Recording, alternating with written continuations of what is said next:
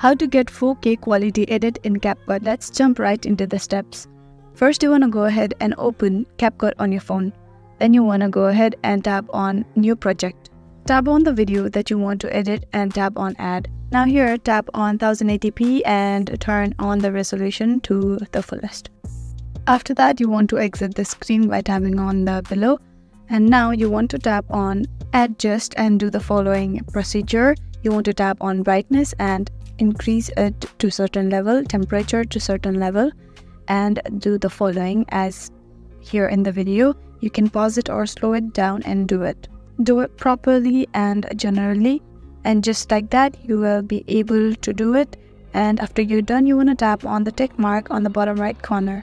As you can see the difference by tapping and holding on to the screen. And that is how to get 4K quality edit in CapCut.